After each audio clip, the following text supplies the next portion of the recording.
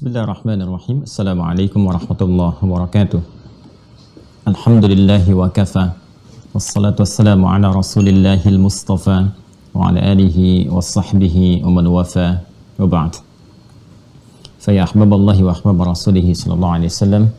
Usi nafsi wa iyyakum bitaqwallahi faqad fazal muttaqun fala tamutunna illa wa antum muslimun.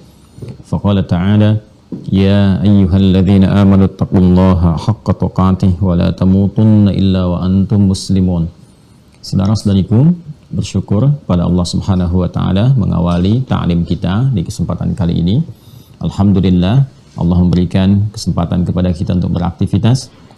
Semoga seluruh aktivitas kita, baik yang telah, sedang ataupun akan kita lalui, diridhai, diberkahi dan dibimbing oleh Allah Subhanahu wa taala menuju sebaik-baiknya aktivitas yang tercatat dalam amal saleh kita, insyaallah. Kita bermohon kepada Allah semoga hamba-hamba Allah yang berkehidupan sampai detik ini namun belum beriman, dikuatkan jiwa dan lisan mereka untuk bersyahadat sebelum wafat dan kembali kepada Allah Subhanahu wa taala. Pun demikian, kita bermohon semoga para pelaku maksiat dan dimungkinkan kita termasuk di dalamnya diberikan bimbingan, kekuatan untuk bertaubat, memperbaiki diri, dan semoga kita semua diwafatkan dalam keadaan husnul khatimah.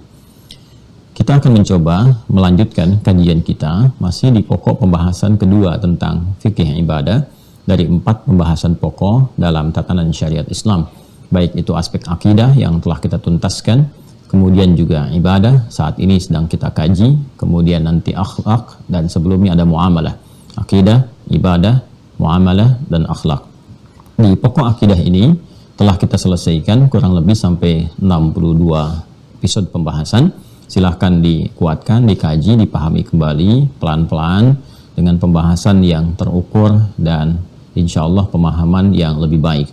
Di YouTube Mira dengan logo yang di belakang kami ini, di situ sudah disajikan dan insya Allah lebih terukur penyajiannya dari awal sampai akhir sehingga lebih mudah untuk dicermati. Ini penting saya sampaikan karena memang di pertengahan pengajian kita di Mira ini, alhamdulillah dengan izin Allah banyak yang bergabung dan menuntut untuk bisa mengaji kembali dari dasar-dasar awal sehingga tidak terjadi lompatan-lompatan pembahasan yang menjadikan pemahaman juga bisa melompat. Kemudian yang kedua, di fikih ibadah, alhamdulillah kita telah masuki bab pengantar kepada sholat dengan mukaddimah pembahasan sampai ke wudhu, ya sudah kita uraikan tentang makna, hikmah, esensi. Kemudian kemarin telah kita bahas terkait dengan perangkat, macam-macam air, dan sekarang kita akan bahas ke tata cara, tapi belum masuk kepada praktek, baru penunjukan tata caranya yang pokok-pokoknya. Setelah itu nanti baru kita praktekkan terkait dengan penggunaan airnya. Alhamdulillah di tempat kami di sini di luar hujan deras. Ya, tapi tidak juga bisa langsung dipraktekkan menggunakan air hujan dengan wudhu. Nanti taklim kita tidak bersambung saat ini.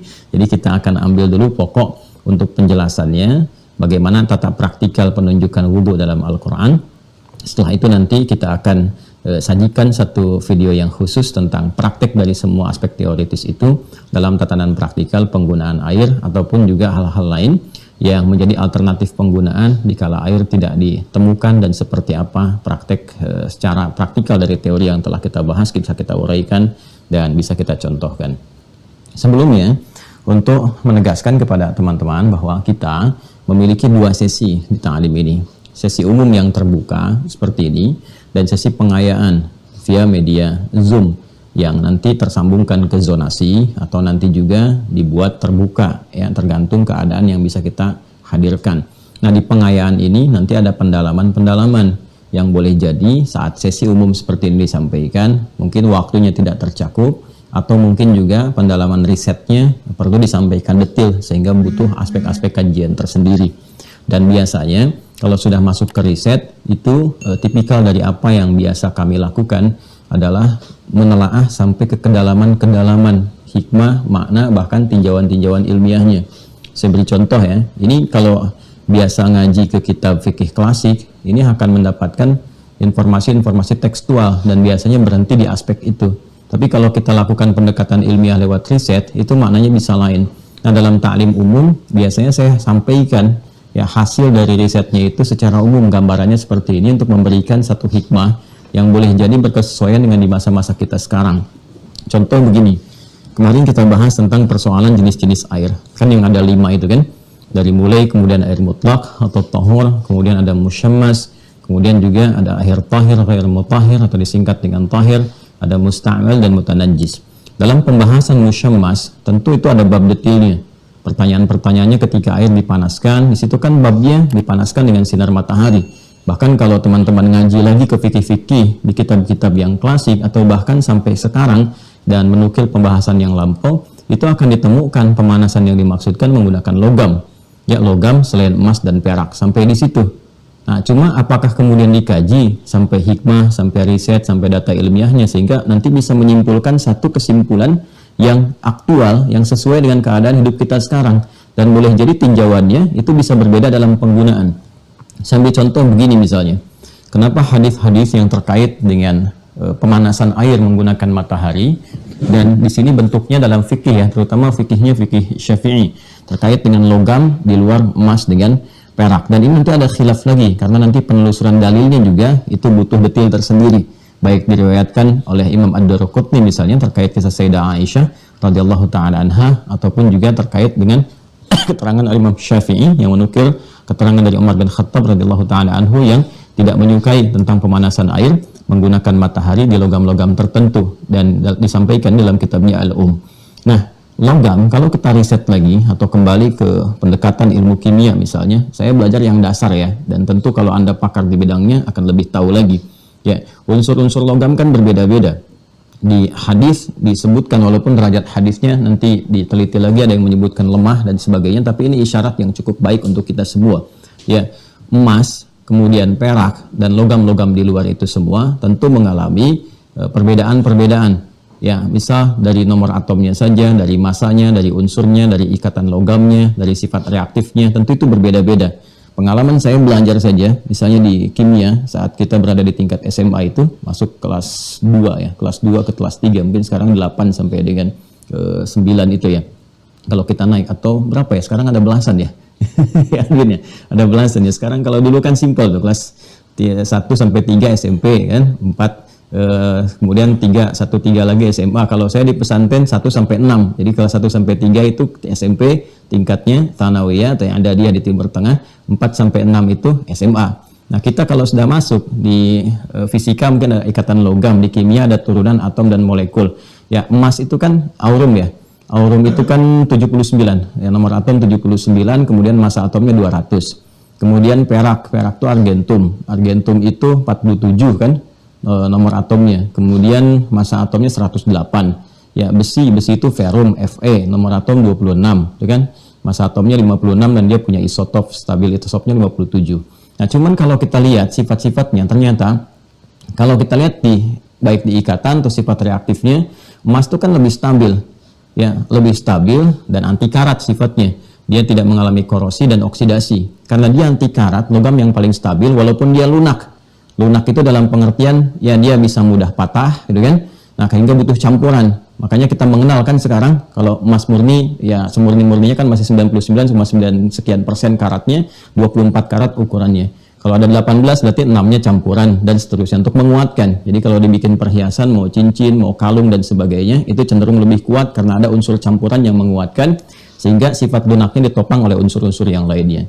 Tapi dari segi reaktivitas emas itu dia dalam segi reaktivitas dan karatnya dia anti karat, reaksinya rendah sehingga bisa lebih stabil kalaupun ditampung dengan air karena sifatnya anti karat ya. Kalaupun dia terjadi misalnya kayak semacam pemanasan dan sebagainya, nah maka sifat-sifat berbaur dari karat dan sebagainya itu berpotensi tidak terjadi atau minim terjadi. Jadi sekalipun panas keadaannya sifat-sifat air hanya terjadi peningkatan suhu saja ya. Peningkatan suhu bisa terjadi dengan macam-macam.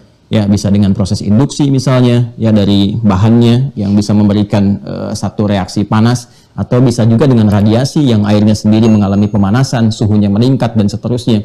Nah, persoalannya adalah ketika menggunakan logam emas dan perak punya kemiripan, agak lebih stabil, dia juga agak anti karat gitu kan, sehingga hal-hal yang terkait dengan karat ataupun yang bisa berpengaruh kepada keadaan logamnya itu tidak langsung bereaksi dengan air dan bercampur di dalamnya. Ya, sehingga isu-isu di masa Nabi Shallallahu Alaihi Wasallam sampai ke zaman sahabat, sampai Umar bin Khattab, ada penyakit-penyakit kulit, kusta dan sebagainya. Itu diakibatkan karena dulu kan belum ada semacam campuran-campuran dan seterusnya, yang adanya baru sebatas ke emas misalnya kan, kemudian perak bejananya, atau ada beberapa yang lain seperti perunggu sudah ada. Ya, perunggu itu kan sifatnya campuran kan. Kalau kita belajar itu dia timah, ya SN dengan tembaga kan, CU kan, itu kan gabungan dari itu menjadi perunggu, digabungkan jadi satu. Seingat saya seperti itu gitu. Nah itu masih ada bejana-bejana demikian. Nah di masa itu Nabi SAW bahkan ke sampai Khalifah Umar nanti mengingatkan, ya lebih disukai kalaupun ingin dipanaskan, ya airnya jadi hangat, itu gunakan logam-logam yang stabil seperti emas ataupun perak. Di luar itu berpotensi. Ya, berpotensi apa? Ya, seperti besi lebih mudah terjadi pengaratan. Sehingga nanti dari kualitas karat itu terkena panas bisa ada pemuaian, gitu kan? Kalau sudah memuai dan sebagainya unsurnya terlepas, sedangkan di logam itu kalau kita belajar ikatan logam itu kan elektronnya gampang lepas, gampang kemana-mana, itu nggak stabil gitu. Ya, ini mohon izin ya, ini saya hanya mengingat saja pelajaran saya dulu gitu. Seingat saya begitu, kalau nanti agak kurang tolong diluruskan. Ya, ikatan elektronnya itu kan lepas kemana-mana, itu mudah bercampur dan seterusnya. Nah ini kalau misalnya dia punya pengaratan dari unsur besi, kena dan sebagainya, bergabung dengan airnya, itu yang rentan penyakit. Nah, makanya ada tinjauan di fikih Syafi'i itu makruh, walaupun sebagian yang lainnya juga kemudian memberikan update tertentu. Ya kalau sifat karahanya itu tidak ditemukan maka boleh digunakan. Itu yang kemudian kemarin saya simpulkan. Jadi sifat makruh itu melekat kepada apa? Melekat kepada sifat-sifat yang bisa mengaruhi air sehingga bergeser dari sifat utamanya.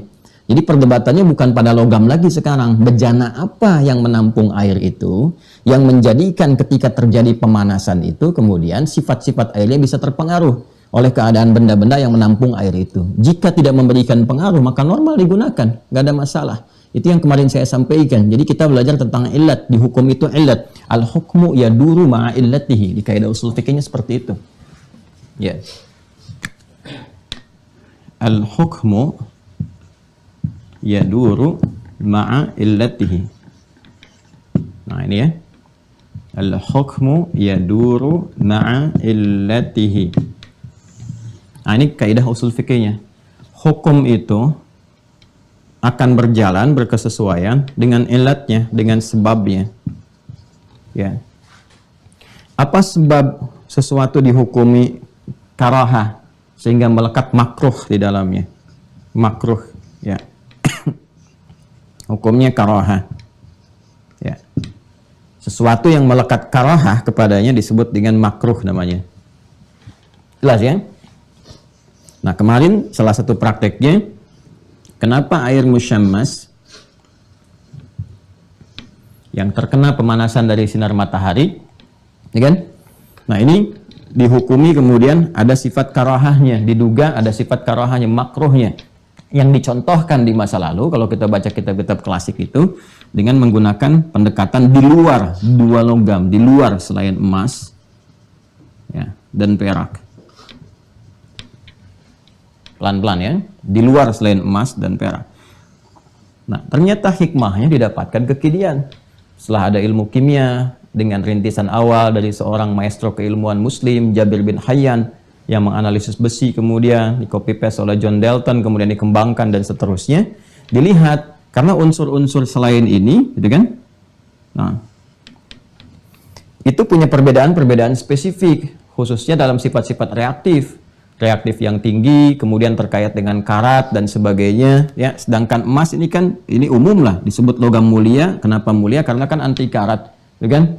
Dengan sifat yang tadi saya sebutkan, baik nomor atomnya misalnya kan tadi saya sebutkan 79, masanya 200, ya kan? Yang ini 47, masanya 108. Kemudian sifat reaktifnya juga rendah, kemudian anti karat dan seterusnya, hingga ini penghantar dalam kalor tuh di pemanasan ya, dengan lambangnya Q, satuannya joule, kalorinya. Ini kalau pemanasan ini bagus penghantarnya. Cuma karena ini lunak, dia butuh penguat dan pendukung. Hanya karena dia tidak memiliki sifat karat atau rendah atau tipis sama sekali, sehingga berpeluang ketika menampung air dan sebagainya, itu kemurnian airnya terjaga, masih cukup baik. Ya, berbeda dengan logam seperti besi. Besi lebih banyak ditemukan dalam kehidupan kita. Ya, besi. Lambangnya ferum, Fe, seperti ini. Ya, kalau ini aurum, ini argentum. Nomor atomnya 26. Gitu kan? Massa atomnya 56. Nah, ini kan lebih mudah karat gitu. Ya, lebih mudah karat. Terkena air saja itu bisa berkarat. Ya, apalagi kemudian setelah terkena air, terkena pemanasan dan sebagainya, bisa bercampur, bisa berpengaruh keadaan airnya. Nah, yang dimaksudkan di sini karahahnya itu, ini sifat bercampurnya itu yang terpengaruhi sifat air di dalamnya, sehingga memungkinkan menghadirkan keadaan-keadaan baru yang menimbulkan, boleh jadi ke aspek madarat. Ya, semacam kalau dipakai berwudu ternyata setelah bercampur dengan karat, ada campuran-campuran lain yang memengaruhi kepada sifat air, baik dari warna, baunya, apalagi kerasanya. Nah, ini yang kemudian harus ditinjau, tapi nggak langsung dilarang, diharamkan. Ya, kenapa sifatnya nggak diharamkan? Karena memang bukan mutlak haram, bukan air yang terkena najis sifatnya. Ya, ditinjaunya dengan karohah, tidak disukai. Kenapa tidak disukai? Dikhawatirkan ada sesuatu yang menyebabkan tidak baik saat digunakan. Nah, ketika sebab ini bisa hilang, ya, misalnya dibuat satu kualitas yang sifatnya ini anti karat misalnya kan, dilapisin lagi seperti pakai aluminium, ya kan? Atau sekarang ada fiberglass dan sebagainya dilapis lagi sehingga bisa mencegah karatnya, atau juga menjaga bau-bau tertentu yang tidak menghasilkan bau yang sifatnya bisa melahirkan madarat dan sebagainya, maka gugur ini. Ya. Maka di kekinian isunya tidak akan relevan kalau misalnya kita kaitkan dengan toren, ya. Toren air misalnya kan, masa Anda harus bikin toren dari emas atau dari perak? Ya, Anda bikin toren dari emas sekarang, besoknya hilang. Itu yang saya maksudkan. Jadi mengaji fikih itu betul bagus, baca kitabnya, tapi tinjau ke sininya sampai ke kedalaman risetnya. Ya, kalau sudah bahas sampai di sini, toren nggak ada masalah, toren taruh di atas, kena panas, disaring lagi. Ya, ketika ngalir ke keran dan sebagainya, walaupun ada terasa airnya hangat, karena nggak mungkin wudhu pakai air panas, melepuh gitu kan badan kita. Karena kalau dia kemudian terkena menjadi pemanasan sampai hangat ke bawah, sifat-sifat ini nggak ada, bisa digunakan, nggak ada masalah. Jadi ilatnya, isu utamanya, bukan persoalan karena logamnya emas atau perak. Ya, Nabi mencontohkan itu karena petunjuk. Dan Masya Allah, dahsyatnya luar biasa. Ini kan isyarat ilmiah, menuntut kita untuk mengkaji ada apa sih di dalamnya. Sama dengan begini, ya kan? Kenapa kemudian kalau kena air liur anjing, ya, dan semisalnya dicuci 7 kali, itu kan? Kemudian dalam cucian itu kan menggunakan tanah salah satunya. Nah, yang jadi persoalan adalah apakah terbatas kemudian kita ambil tanah, cuci, kemudian pakai air dan seterusnya, atau ini juga ada isyarat untuk riset, ada apa di kandungan tanah itu? Cek. Ada apa di air liur anjing itu? Dicek. Apa jenis bakteri yang macam-macamnya? Yang boleh jadi itu bisa mati dengan menggunakan tanah tertentu. Kandungan-kandungan yang ada di situ. Ketika Anda sudah paham itu, bikin sabun dari situ. Itulah riset namanya. Makanya kalau kita bergerak lebih jauh nanti di pendalaman, kan kita bikin kelas nanti. Ada kelas-kelas yang ilmuwan, kelas dokter. Saya terbiasa riset seperti itu. Kita akan temukan alurnya ke sini. Itu maksudnya. Ya, ini yang ingin saya tekankan karena ada yang masuk juga ke kita. Ya, dan jangan berusaha mendebat ya. Jangan berusaha mendebat gitu ya. Jadi dibiasakan dulu untuk menggali dan seterusnya. Kalau mengkonfirmasi nggak apa-apa. Tapi kalau ada santimira yang baru masuk sudah mendebat, saya akan keluarkan. Ya, karena adabnya sudah tidak tepat. Ya, kalau mengonfirmasi tidak ada masalah. Kan kita belajar bukan untuk pandai berdebat, tidak. Ya, kitab-kitab kita semua ada, kita riset dan kita kembangkan. Kenapa ini penting saya tekankan di awal? Untuk menjaga supaya tidak salah orientasi dalam belajar. Belajar itu selain keikhlasan, ada adab juga, ya, dan ada konsentrasi juga, dan ada pendalaman-pendalaman semangat di dalamnya. Ini yang saya maksudkan. Nanti bersabar, karena itu belajar dengan saya mesti bertahap. Dari awal jangan lompat-lompat, lihat. Kadang-kadang dari tengah-tengah baru belajar, sudah menyimpulkan. Tidak, baca dulu sebelumnya. Dan banyak pertanyaan-pertanyaan yang diajukan, itu 95% sudah terjawab di materi-materi yang sudah diuraikan. Oke? Okay? Ini penting saya tekankan, mohon izin pagi-pagi di luar hujan, tapi pengantarnya sudah hangat. Kenapa? Untuk menjaga supaya benar belajar, supaya ilmunya berkah didapatkan. Jelas ya? Jadi ini yang kita uraikan dari kemarin, yang mungkin ada beberapa yang butuh pendalaman. Di sesi Zoom insya Allah kita akan lakukan pengayaan-pengayaan sehingga lebih terukur apa yang kemudian kita telah uraikan. Baik, kita masuk sekarang pada apa yang akan kita ulas, yaitu materi seputar tata cara wudhu yang mengantarkan pada praktikalnya. Kita kembali ke Quran surah ke-5 Al-Maidah. Quran surah 5 Al-Maidah ayat yang ke-6. Kemudian kalau kita ingin bahas sisi tayamum dengan mandi ya juga, kita akan temukan di Quran surah keempat An-Nisa ayat 43. Walaupun tidak terkait langsung ya ke praktikal wudhu, tapi kita akan temukan nanti korelasi dengan tayamumnya sehingga tidak terjadi pengulangan. Ya, yang ketika masuk pada redaksi di ayatnya falam tajidu ma'a, koreksi kemarin kita katakan fa'illam tajidu, falam tajidu yang tepat ya. Yuk kita masuk ke Quran surah 5 ayat yang ke-6. Sama-sama dibuka mushafnya paling kiri sebelah atas di mushaf standar.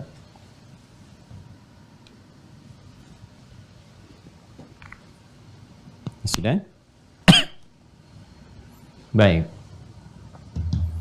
Ya ayyuhalladzina amanu. Saya tuliskan unsur-unsurnya ya dengan cepat saja, yang sudah saya terangkan, tidak saya ulang kembali, tapi saya tegaskan saja. Iman. Nah ya. Jadi yang dikonfirmasi pertama, iman. Ingat kaidah ya, ingat betul kaidah ini.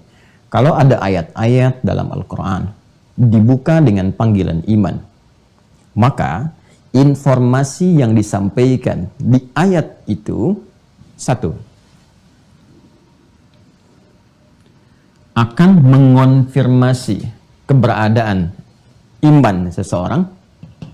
Jelas ya? Mengonfirmasi keberadaan iman seseorang, sekaligus menunjuk indikator ya, tingkat kekuatan atau kelemahannya.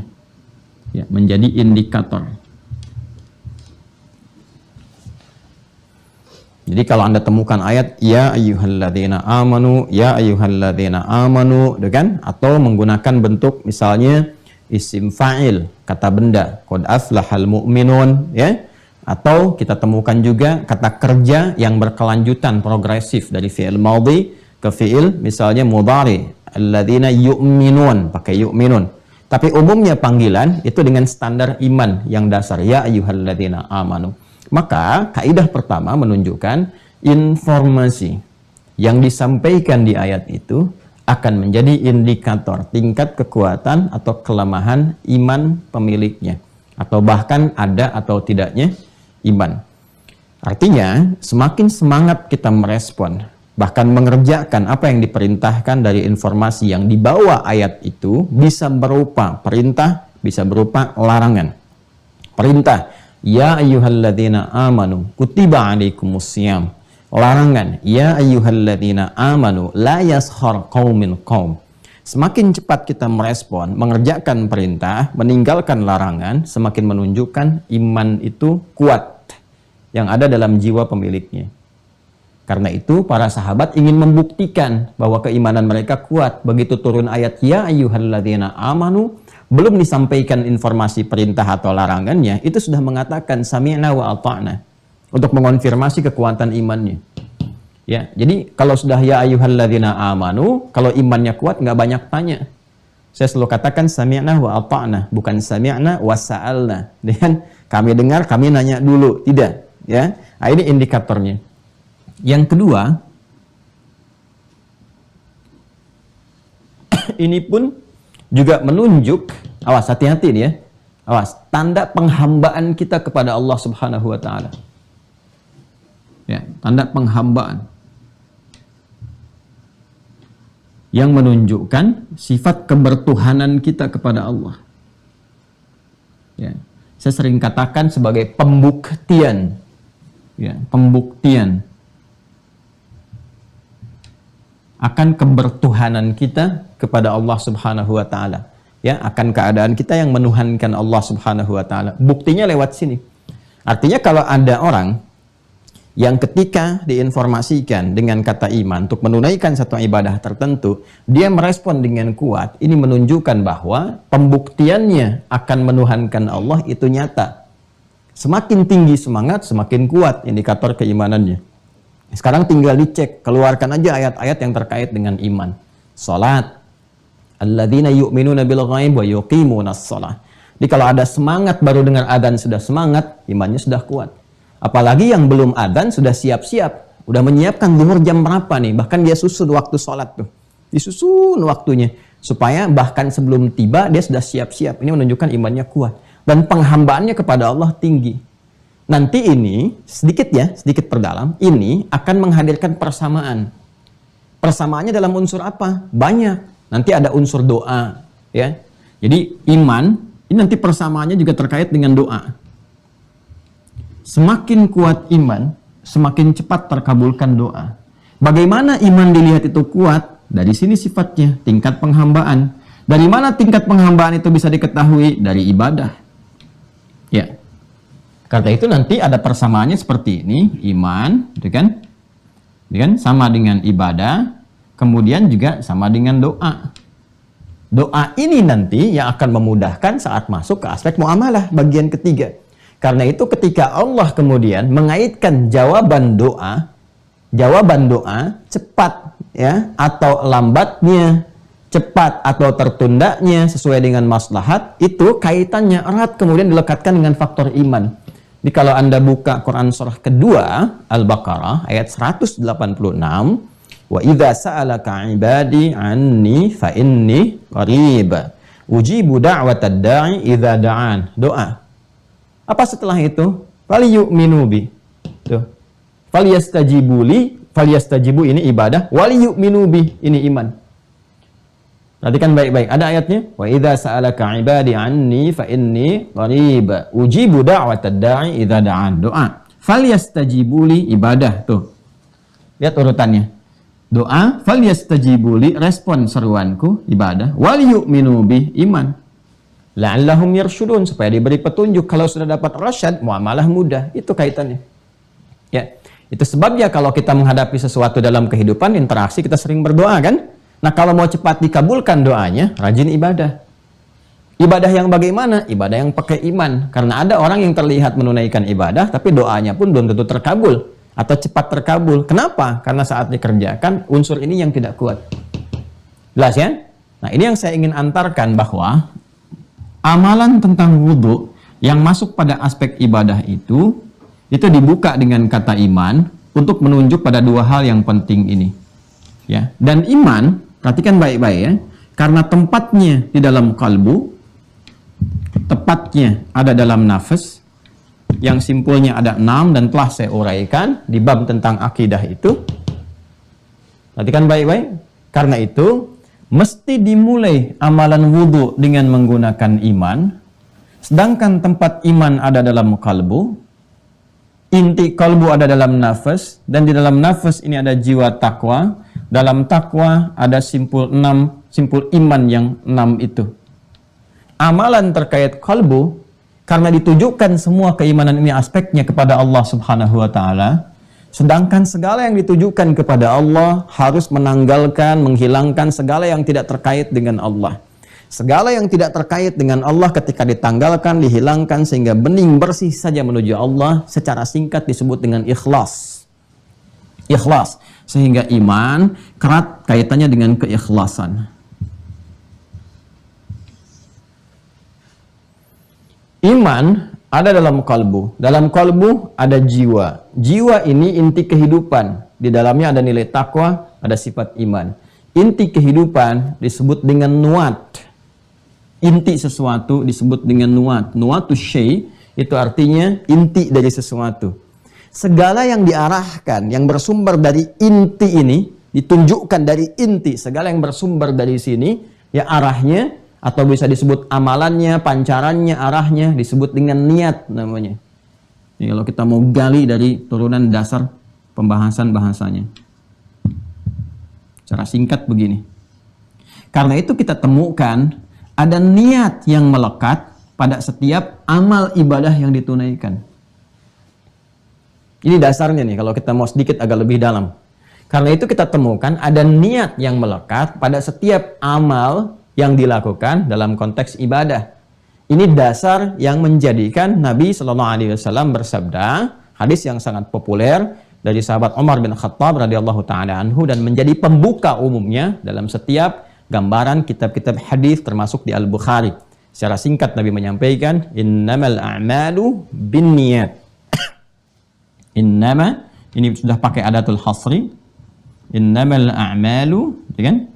Sungguh semua perbuatan itu akan dibatasi. Al-a'mal jamak dari kata amal. Semua perbuatan itu, aktivitas itu akan dibatasi kemudian. Ya. Apa yang membatasi ini? Adatul hasri inama. Apa yang dibatasi itu orientasinya. Apakah menjadi ibadah atau tidak? Apakah ibadahnya dilakukan karena Allah? Ini punya sifat ikhlas atau tidak? Bin niat, bergantung kepada niatnya ke sini. Bin niat. Ya, ini bentuknya jamak karena menyesuaikan dengan ini. Tunggalnya niat ke sini, bukan ketoran, torannya hapus. Ini yang tadi. Bin niat ke sini. Ya, innamal a'malu bin niat. Sungguh semua perbuatan itu, apakah menjadi ibadah atau tidak? Makan itu perbuatan. Bisa jadi ibadah kalau diniatkan dengan makanan itu untuk menguatkan tubuh dalam rangka mempraktekkan ibadah yang lain. Ya, seperti sholat, baca Quran, dan sebagainya. Nanti cara kita untuk bisa menjadikan itu untuk berniat ibadah kepada Allah, ekspresinya bisa berbeda-beda. Ya, bisa dengan ucapan misalnya Bismillahirrahmanirrahim, atau bimbingan dalam hati yang diarahkan ditujukan kepada Allah karena pekerjaan hati, maka ini arahnya dari hati. Bisa saja dari hati kita langsung ditujukan, menepikan segala sesuatu, langsung diarahkan kepada Allah Subhanahu wa taala. Karena niat sumbernya dari kalbu, kalbu sering disebut terjemahkan dengan hati, maka para ulama mengatakan niat itu amalan hati. Ya. Nanti wujud amalan hati itu bentuknya apa? Bisa ibadah lisan. Ya, misal dengan mengatakan Bismillahirrahmanirrahim. Maka dari itu Nabi SAW menyampaikan kullu amrin dzibalin la yubda'u fihi bismillahirrahmanirrahim fahuwa abtar. Semua perbuatan baik yang tidak diawali dengan Bismillahirrahmanirrahim. Bismillahirrahmanirrahim itu langsung ungkapan yang menunjukkan segala kegiatan ibadah kita atau aktivitas kita ditujukan, mengonfirmasi iman kita ditujukan karena Allah. Ya. Jelas ya?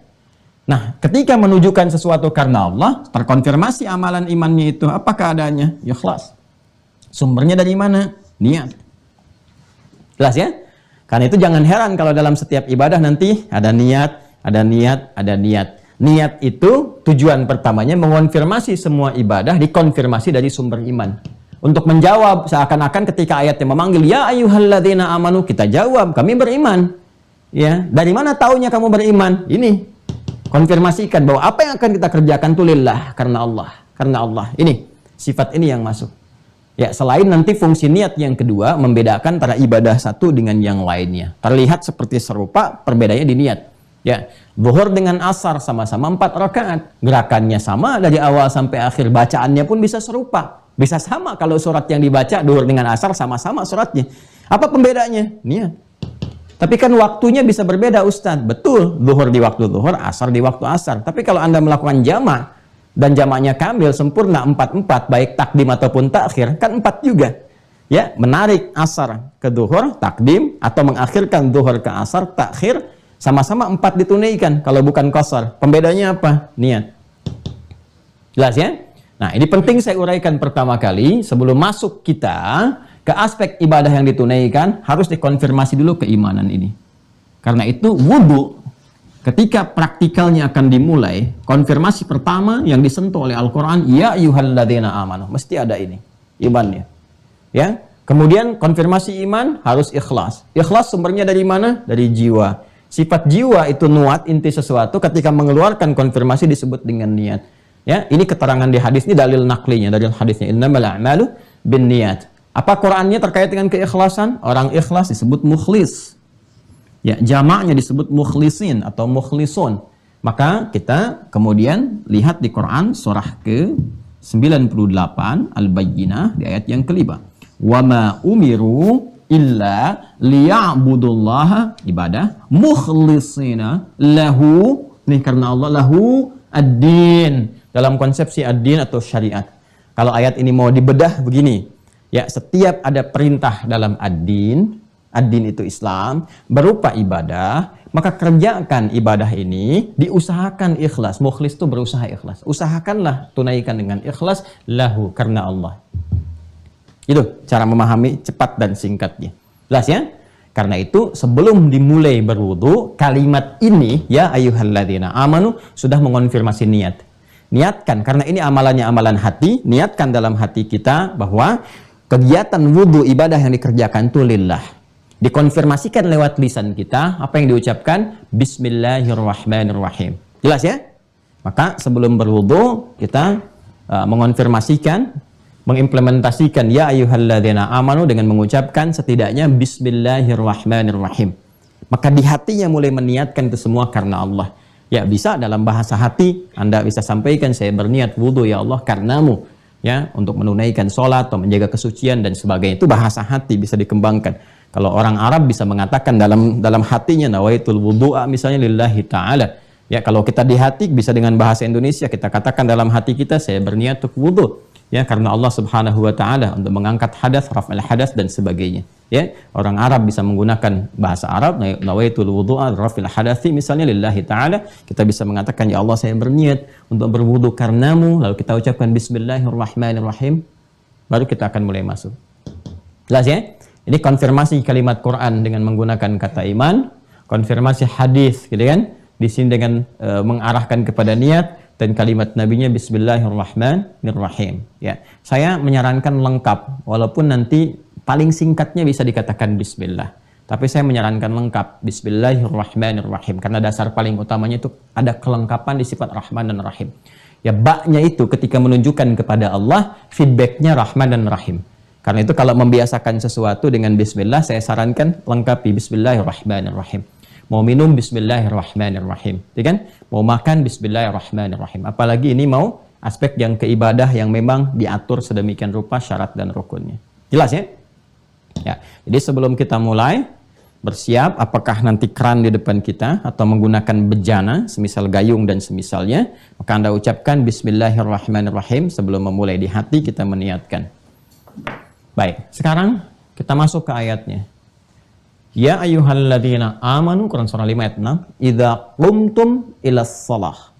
Idza, saya sudah terangkan kemarin, apabila, jika qumtum kalian ingin menyempurnakan, menunaikan dengan sempurna ilas shalah, menuju pada fase salat itu. Secara singkat, kalau kalian ingin menunaikan salat dengan sempurna, maka dimulailah dengan wudu berikut ini. Faghsilu wujuhakum. Al-Quran menerangkan dulu pokok-pokok bagian yang mesti disentuh dalam wudu atau dibasuh dalam wudu. Pokok-pokok anggota tubuh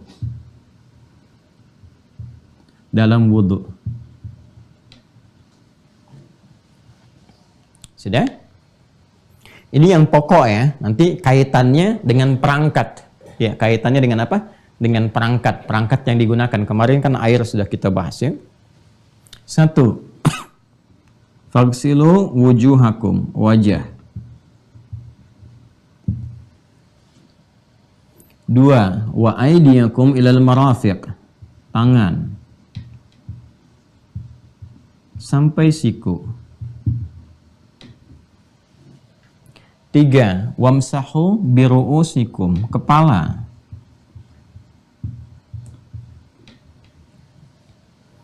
4. Wa arjulakum ilal ka'bain, kaki. Batasnya sampai ke mata kaki.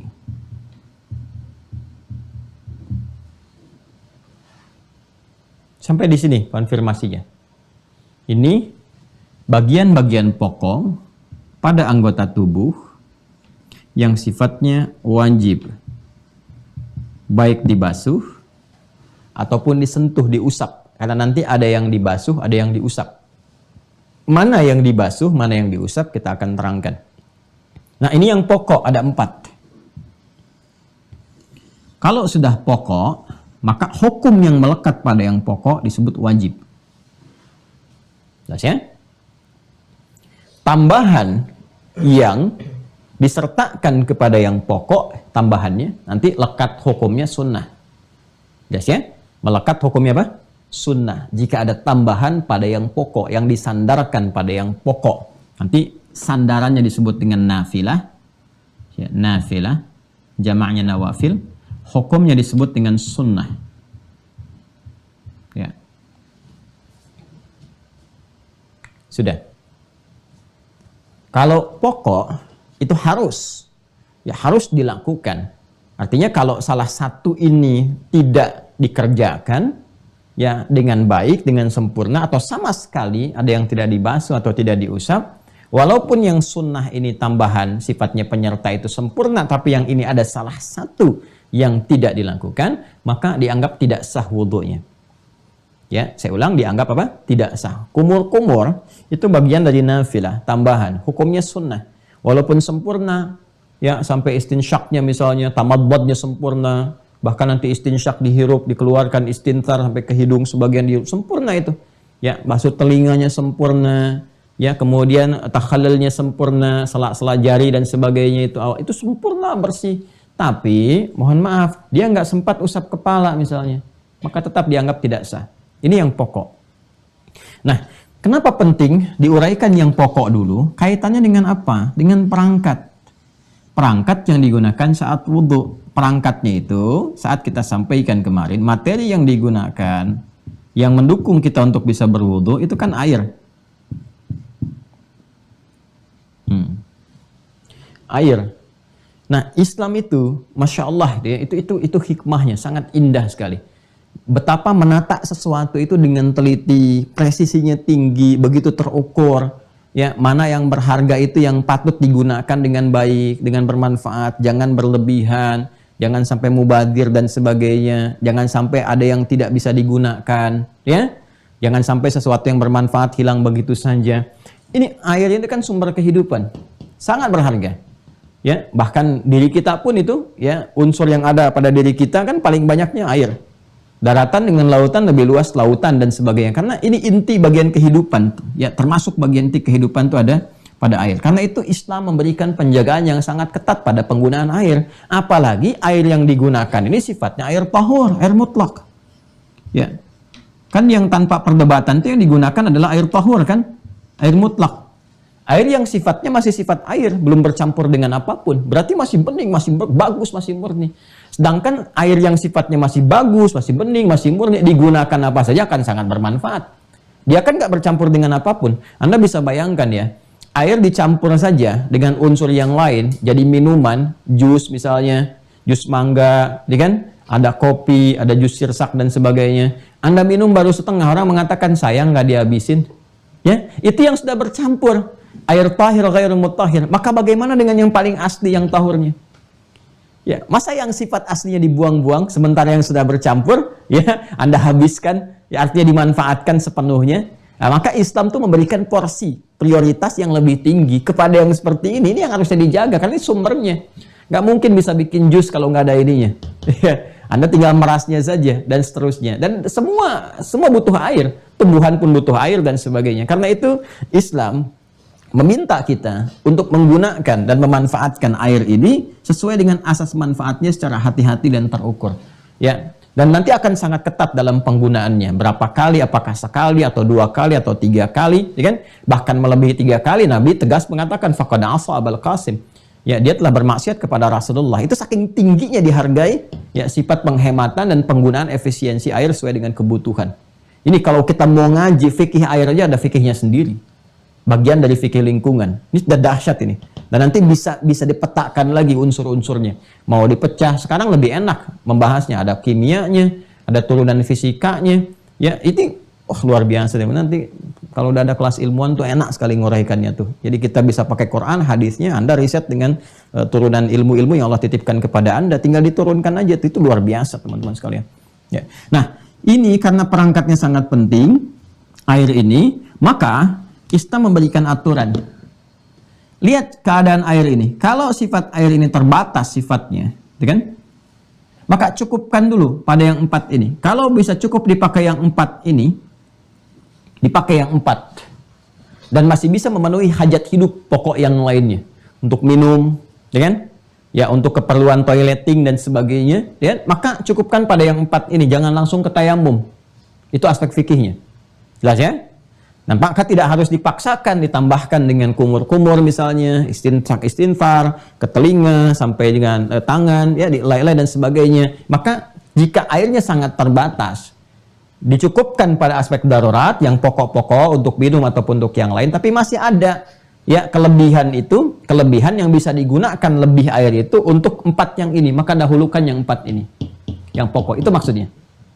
Tapi jika airnya kemudian melimpah, cukup bagus, banyak dan sebagainya, maka ini sertakan dengan sunnahnya. Maksimalkan. Dengan sunnah-sunnah yang melekat di dalamnya. Jelas ya? Kalau tidak cukup untuk yang 4 ini, jangankan tambah yang sunnah, yang 4 pun sangat terbatas. Ya kan? Sangat terbatas karena ada keperluan yang lebih hajat dan lebih tinggi lagi. Ya, untuk minum misalnya atau untuk toileting dan sebagainya yang kalau tidak digunakan bisa berbahaya sifatnya. Apalagi kalau sifatnya komunal, orangnya banyak seperti di pesawat, di kereta, di bis yang sekarang ada toiletnya dan sebagainya. Maka ini kalau sangat terbatas dan nggak bisa digunakan pada yang 4 ini pun baru tayamum. Jelas ya? Itu yang dimaksud falam tajidu ma'a. Salah satu makna dari 3 itu yang kemarin kita bahas, salah satunya ditemukan tapi sedikit yang tidak bisa digunakan untuk kepentingan ini. Jadi tinjauannya 4 dulu yang pokok ini. Kalau airnya melimpah, bagus, bersih, sifatnya ada, maka silahkan kemudian gunakan ke sini. Tambahkan, ya, sertakan di dalamnya. Dan sesuai dengan keadaannya yang kita dapati sekarang.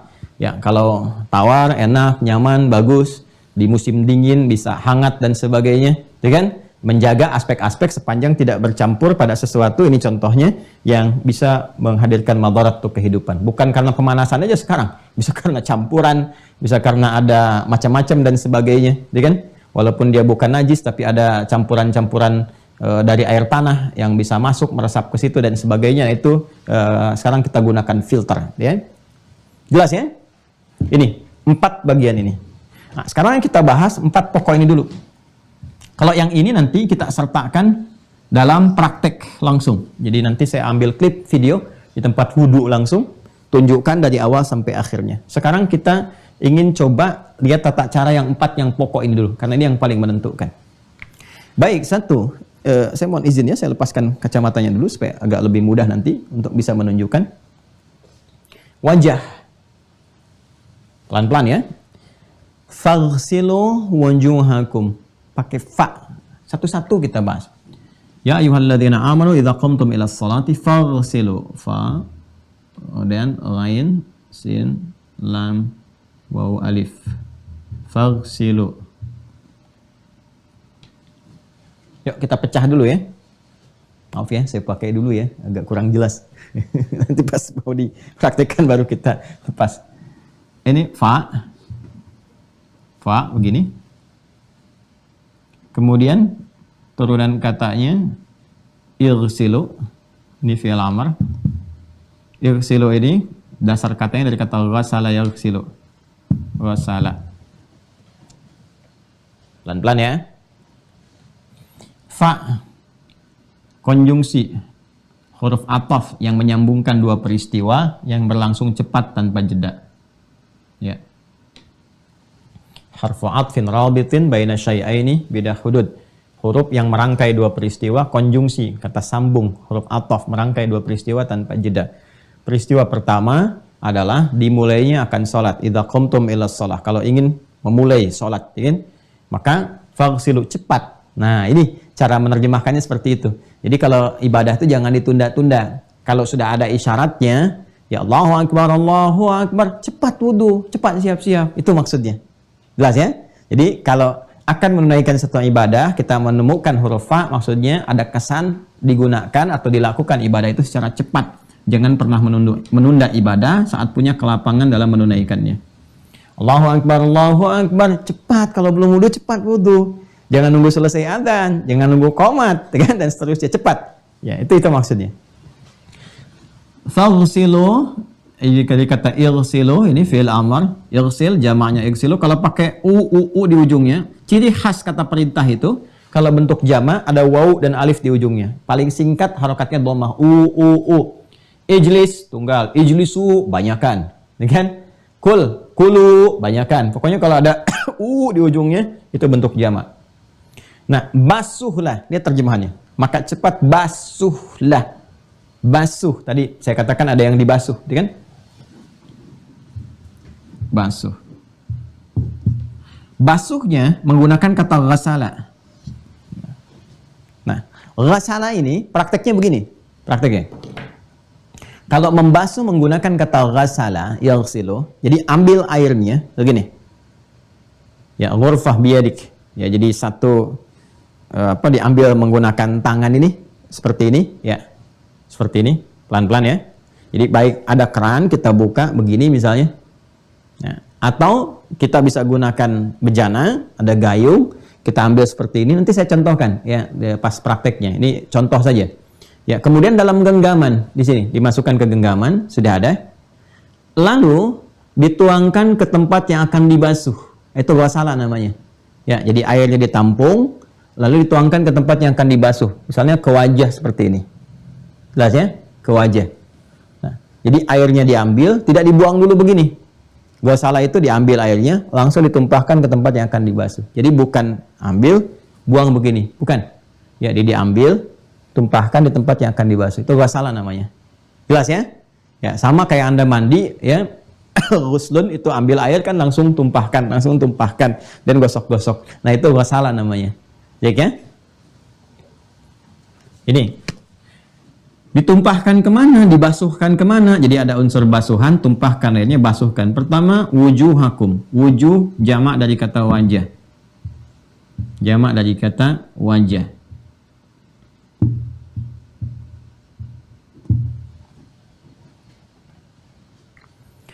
Wajah itu punya dua arti. Satu, tampilan depan secara keseluruhan. Dari ujung kepala sampai dengan ujung kaki.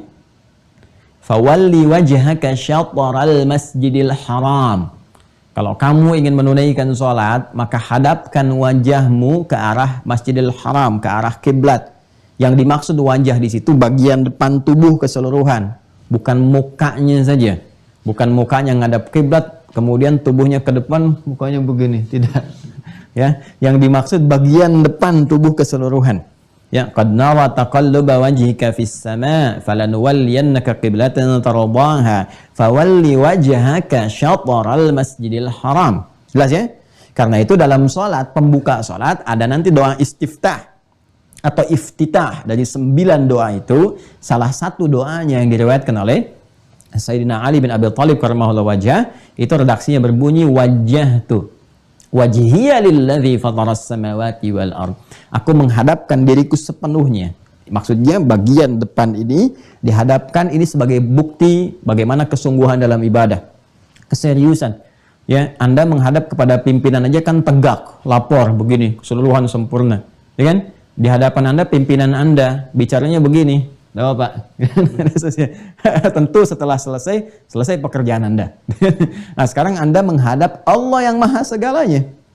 Maka dihadapkan sepenuhnya, sepenuh jiwa kita, sepenuh keadaan diri kita, gambarnya secara fisikal, yang tegak secara sempurna.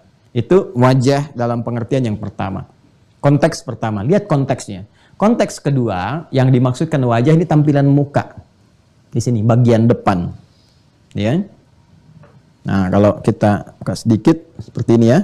Nah, ini dari sini nih, dari jabhah, dari kening dari sini, terus ke bawah ke sini, ya, ke bawah mencakup mata ke sini, hidung, mulut, terus sampai ke dagu di sini, dagu. Ya, makanya nanti kalau yang ada jenggot kan diantaranya di selai-selai, ya, yang laki-laki itu ya. Ya, kemudian ini bagian sebelah sini sedikit nih, ke sini, ya, kelihatan yang mudah-mudahannya sini. Bagian bawah telinga di sini sedikit. Nah, batasannya. Nah, ini wajah. Saya ulang ya. Saya buka peci aja ya. Baik. Bismillah. Perhatikan baik-baik ya. Jadi dari sini depan. Ini teman-teman. Di sini kening. Terus ke depan ini, bagian depan ini. Ya, sampai ke dagu ke sini. Sini ya, dagu. Yang ada jenggot nanti bisa diselai-selai. Kemudian yang di sini nih, batas sini. Ini. Sini ya. Nah, batas amannya ke bawah telinga yang di sini. Nih untuk membasuh yang ini. Jelas ya? Nah, jadi kalau nanti insya Allah besok ada video praktikal langsung. Sekarang kalau saya ingin berikan gambarannya, airnya diambil, Ya. Kemudian faghsilu wujuhakum, tumpahkan di wajah untuk dibasuh. Ambil airnya, tumpahkan begini. Jadi bukan air dibuang, wajahnya diusap. Kalau itu usap, itu masaha namanya. Ini ghasala. Ambil, tumpahkan di wajah. Nah, sekarang perhatikan, karena mencakup tadi, secara singkat ya, sebetulnya tidak ada yang spesifik bagaimana cara membasuh, yang penting semua itu terbasuh secara baik, ya kan? Nah, tapi nanti ada ajaran-ajaran dari guru-guru kita untuk menjadikan apa yang terbasuh ini merata secara baik. Contoh, salah satunya kita ambil dengan genggaman seperti ini, ditampung, tumpahkan, perhatikan baik-baik, seperti ini, tumpahkan. Nah, nanti ketika akan menyapu membasuh di sini, ini dibagi dua, begini, baik-baik, perhatikan baik-baik. Nah, perhatikan ya, ini ke sini kan. Nah, nanti ada dua jemari yang sangat berperan. Satu telunjuk, kedua jempol. Telunjuk itu ketika ambil, basuhkan ke sini. Nah, ke tengah ke sini. Telunjuk itu masuk ke sela-sela mata di sini, di ujung. Sehingga bisa membersihkan kotoran-kotoran juga yang ada di sekitaran mata sini. Ya. Baik ya. Jempol ini yang ke bawah ke sini, di sini. Tarik ke sini. Ya, baru ketemu di dagu di bawah begini. Kalau yang ada janggut nanti bisa diselai-selai sehingga meresap ke pori-pori bagian dalamnya, bukan pori-pori janggut karena janggut nggak ada pori-pori, ke bagian dahu maksudnya, masuk ke dalam sini. Jelas ya? Jadi ambil begini, tumpahkan secara cepatnya begini, tuh. Ya. Nah, jelas ya? Nanti besok pas praktek ada airnya lebih enak. Ambil begini, kalau cepatnya ya, versi cepatnya begini. Tuh, udah ya, seperti ini. Tuh, yang jempol juga bergerak di belakang. Masuk tengah, kemudian bersihkan begini. Jelas? Versi lambatnya, slow motion. Kamera bisa di slow motion nggak? Nggak, berarti saya yang slow motion ya. Ambil, gini, basuhkan. Ya, udah seperti ini. Tuh, oke, ini ujungnya. Nah, seperti ini, bawah. Satu, kalau dirasakan ada yang belum terbasuh, bagian tertentu yang belum terbasuh, ambil lagi yang kedua. Ya, kemudian ratakan. Yang belum terbasuh tadi yang mana? Kita bisa merasakan, feeling kita ada. Ya? Baik. Kalaupun masih ada setelah yang kedua, belum terasa nih, ada bagian tertentu yang kita rasakan belum sempurna. Misalnya, ambil yang ketiga. Yang ketiga ini yang terakhir. Masa iya sudah 3 kali belum terbasuh juga. Kan ada feelingnya di kita. Jelas ya? Nah, ini yang pertama yang harus kita lakukan. Maka 3 kali ini menjadi batas. Kalau sudah melampaui 3 kali, itu berlebihan, israf namanya. Dan ada hadis spesifiknya, bahkan di Al-Bukhari nanti akan ditemukan. Ya, bagaimana Nabi SAW itu, bahkan di awal pembukaan subtopik tentang wudhu, sangat menjaga sekali keadaan tentang air ini. Ini sudah saya terangkan tadi pembuka di awal, konfirmasinya di Al-Bukhari nanti kita akan temukan. Jadi betul-betul digunakan ya secara efektif, ya efisien, hemat dengan baik, yang penting semua terbasuh dengan sempurna. Satu, wajah. Kemudian tangan sampai siku. Ya, pecinya saya lepas dulu aja ya, karena nanti kepala kan belum. Tangan sampai dengan siku. Ini tangan nih, dari sini, dari jemari. Ini masuk tangan. Ya. Terus sampai ke sini. Tangan tuh sampai sini. Ya. Jelas ya? Ini tangan sampai sini. Ini sudah sampai katif, ini sudah sampai ke mau ke bahu, penyambung ke bahu di sini. Dan ini punya nama-namanya sendiri. Dalam fikih punya fungsinya sendiri juga. Punya namanya sendiri, punya fungsinya sendiri. Jari, asabi'. Jari-jari itu asabi', jamanya asabi'. Isba' asabi', ya, jari-jari. Terus ini punya nama-namanya sendiri. Ibham, gitu kan? Ini syababah misalnya kan, ini jempol. Nah, ini jari telunjuk, syababah dan seterusnya. Ya, jadi nanti kalau kita gunakan pun itu ada fungsinya sendiri. Saat tahiyat misalnya kan mengangkat apa yang diangkat, nanti ada bagian tertentunya. Ini telapak, kaf namanya.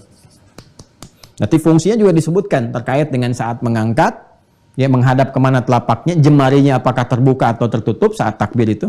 Lalu saat bersedekap, nah ini disebut semua. Ya, ini kaf. Ini rusun, pergelangan. Gak harus dihafalkan bahasa Arab ya. Yang penting ada batas-batas yang secara fikih nanti akan digunakan. Ya, secara bahasa Indonesia kita insya Allah sudah paham dari bahasa Indonesia. Ini jemari, ini telapak tangan, ini pergelangan. Ini siku mirfaq. Jamannya marafiq. Saya ulang ya. Jari, asabi', kaf, rusghan, mirfaq. Jamannya marafiq. Kesini jadi ketif. Ya, ketif, bagian dekat ke bahu. Nah, detilnya fikih dalam Islam, dahsyatnya fikih dalam Islam sangat detil sekali. Jadi urusan ibadah itu sampai ditunjukkan jelas kalimatnya, diksinya, batasnya. Dan ketika pindah ke tangan dari wajah tadi, pindah ke tangan wa aidiakum, pakai wa di sini. Faghsilu wujuhakum wa aidiakum. Kalau sudah menggunakan wa, ini berarti sifatnya sama dengan sebelumnya. Ghasala juga. Awas ya. Sifatnya sama dengan sebelumnya. Wa itu konjungsi huruf sambung ataf ya, ataf dalam bahasa Arab itu yang secara umumnya menyamakan hukum dengan sebelumnya. Ya, kalau disamakan prosesnya pun serupa. Artinya ambil airnya ya dalam genggaman kita, ditumpahkan kemudian kepada bagian tangannya akan dibasuh. Tumpahkan, bukan dibuang tapi ditumpahkan dan dibasuh. Nah, sekarang perhatikan. Ini yang dimaksudkan dalam ayatnya wa aidiakum ilal marafiq. Ini saya agak detil membahas ini ya. Detil. Walaupun nanti ada alternatif tapi saya lebih berpedoman berdasarkan tekstual dari Al-Qur'an ini yang memberikan detil. Wa aidiakum ilal marafiq.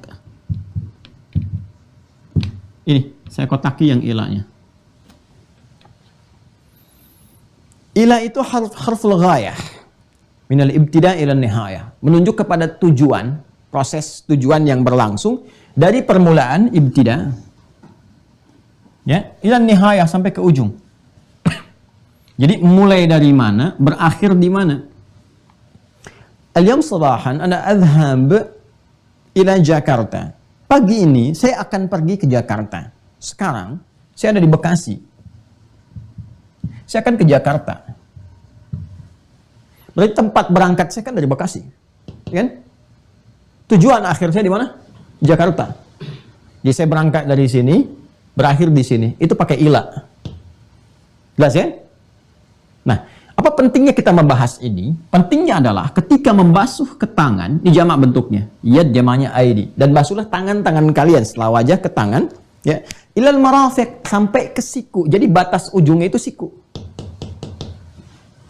Ya, batas akhirnya kan ilaku sampai ke ujung, berarti batas ujungnya siku.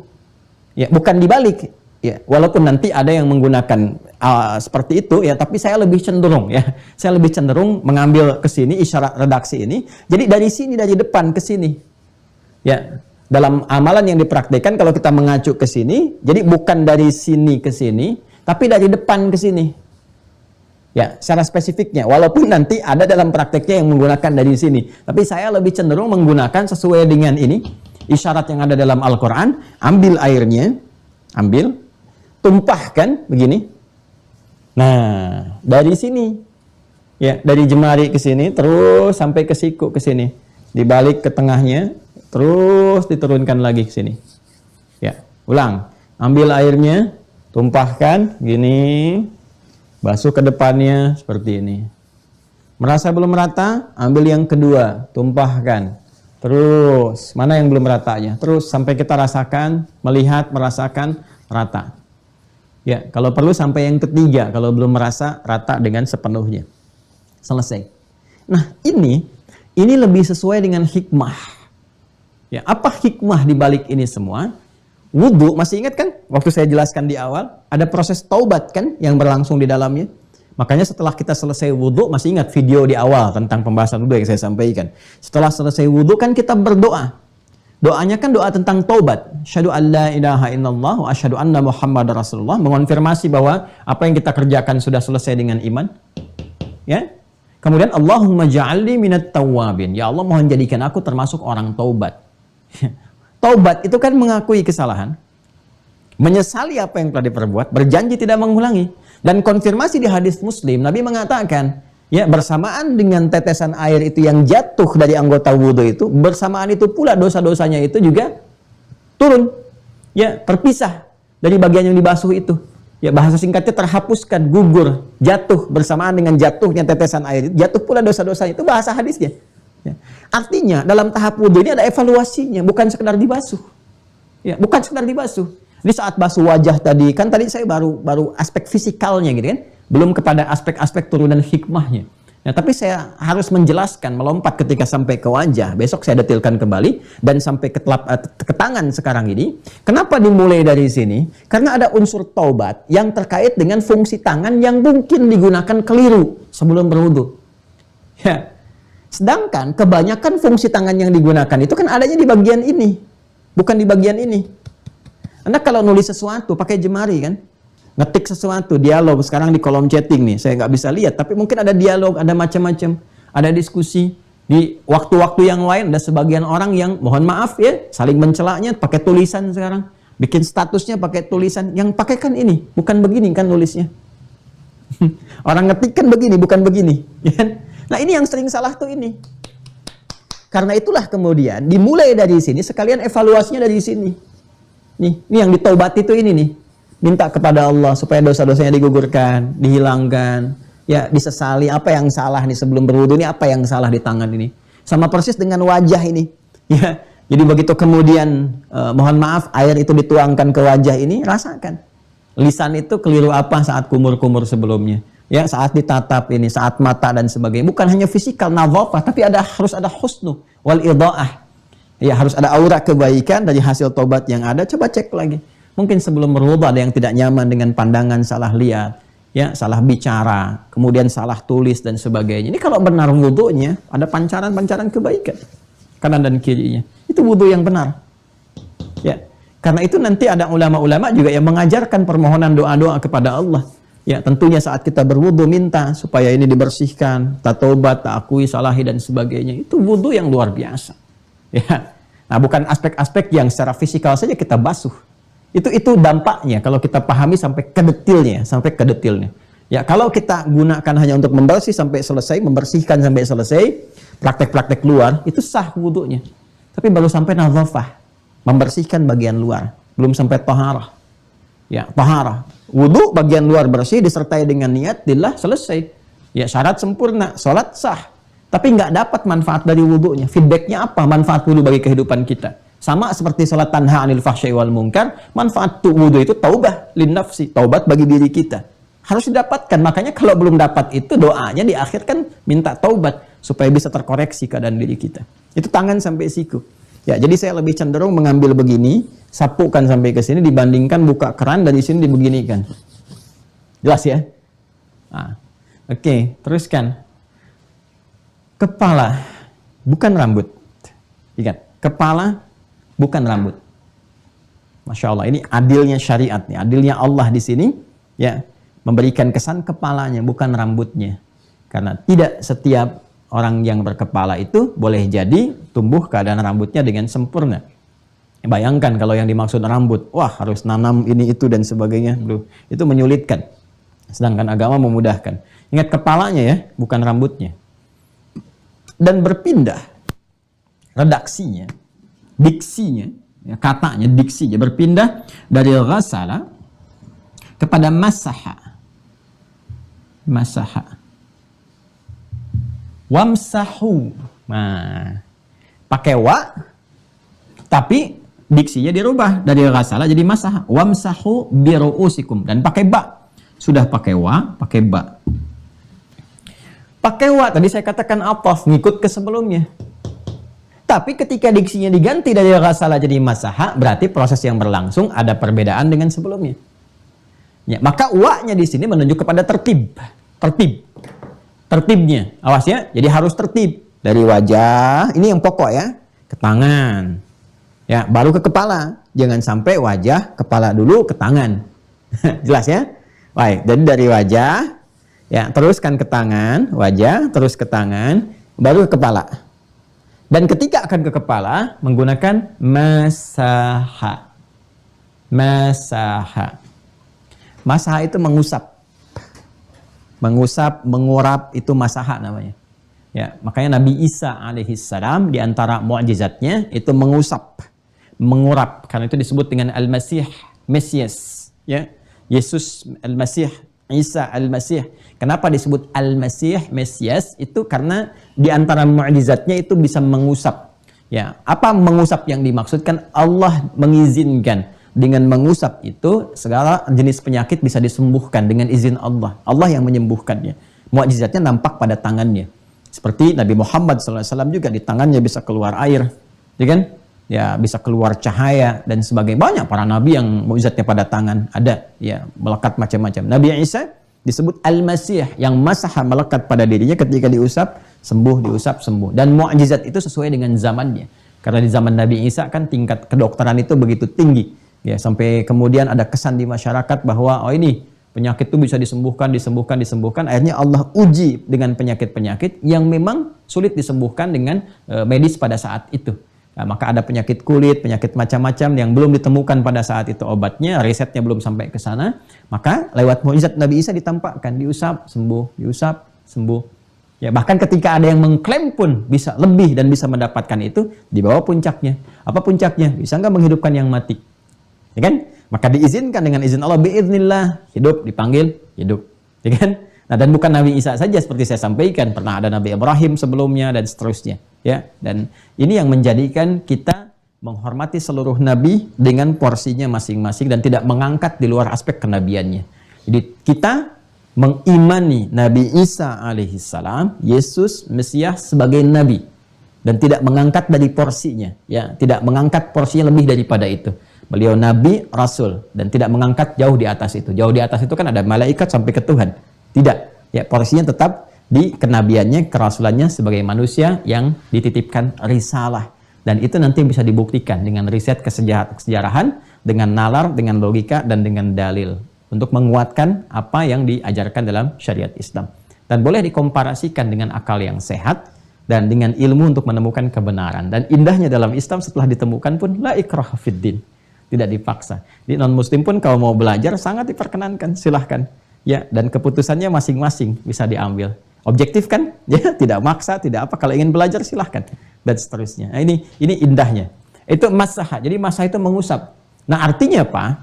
Kalau sudah masaha, maka cara ngambil airnya sama dengan sebelumnya. Tapi cara menggunakan air itu kepada anggota wudhu yang akan diusap itu beda dengan sebelumnya. Kalau ghasalah ambil, langsung ditumpahkan dan basuh. Kalau masaha ambil, kemudian dicipratkan dulu begini. Ya, sehingga mengambil sebagiannya saja yang diambil. Ambil, cipratkan begini, sebagian. Lalu diusapkan, ini, ke bagian kepala. Ingat, bukan rambut. Jadi tidak tepat kalau kemudian diambil cuma rambutnya begini. Ya, karena sudah nyisir, tidak mau kena, apalagi yang paling menarik, pecinya masih begini, yang dikeluarkan cuma rambutnya. Takut di sini. Nah, itu wudunya tidak tepat. Tidak sah wudunya. Ya, tidak sah. Yang harus kena kepalanya. Nah, menariknya ketika ke kepala ini ada huruf ba-nya. Wamsahu bi ru'usikum. Usap bi pakai ba, ru'usikum. Ru'us itu jamak dari ra'sun. Ru'usikum, jamak dari kata ra'sun.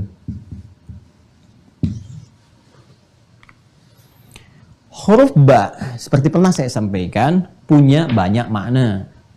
Ya, Ibnu Hisham Al-Ansari, itu pengarang kitab Bughdil Labib an Kutubil Arib, menghitung setidaknya ada 14 makna. Di antara 14 itu banyak, ada al-isaq, al-musahabah, al-ghayah, ba' sababiyah, kan, yang melekat pada bismillahirrahmanirrahim di huruf ba-nya. Ada lagi yang fungsinya, satu, al-istighraq, dua, at-tab'id,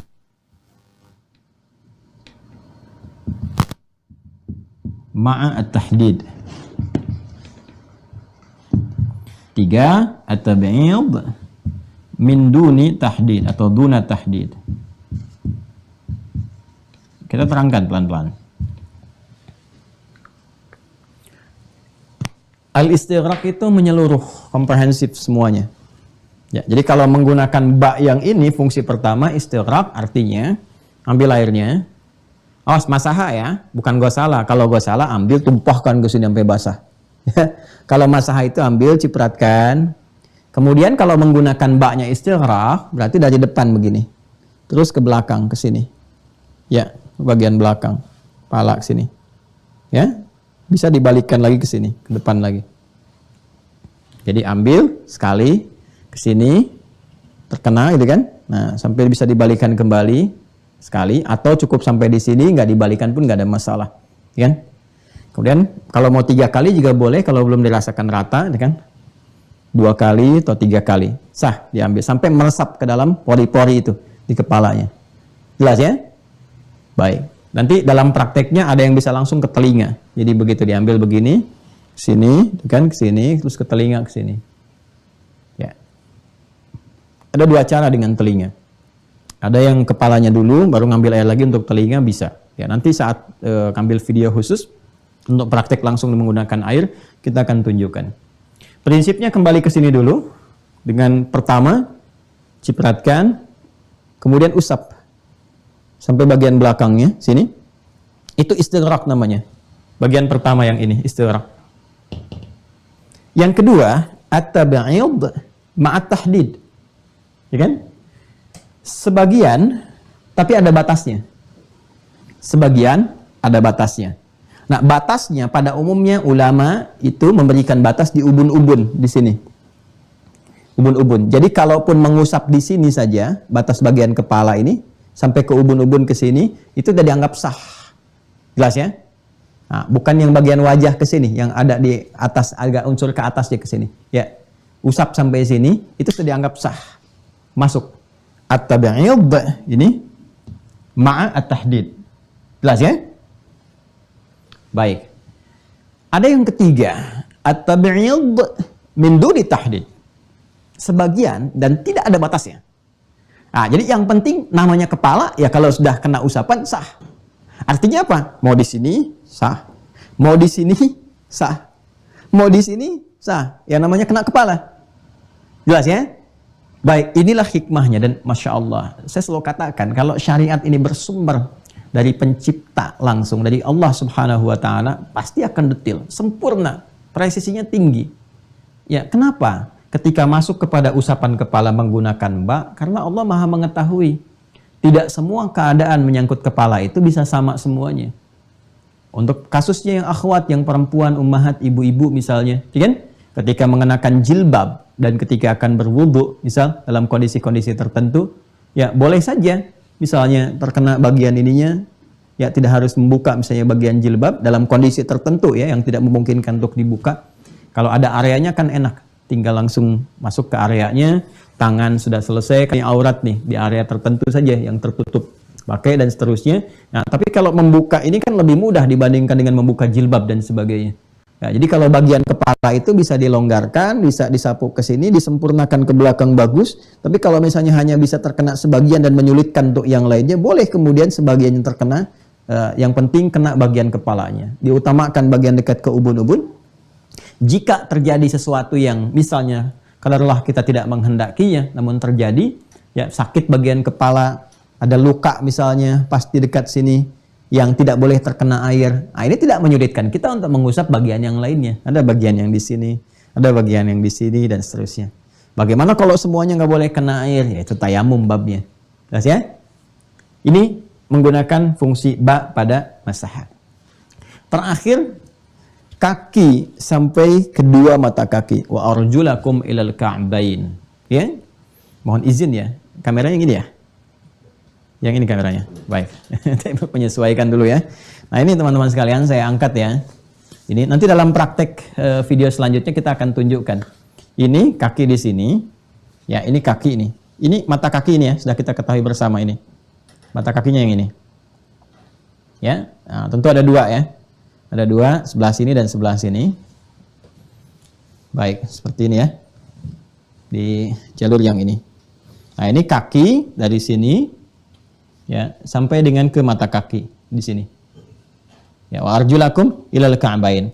Nah, cara untuk membasuhnya yang paling menarik adalah ketika sampai ke kaki, ini masih menggunakan wawu. Nah, inilah ilmu nahu pentingnya di sini nih. Ya, pentingnya nahu di sini.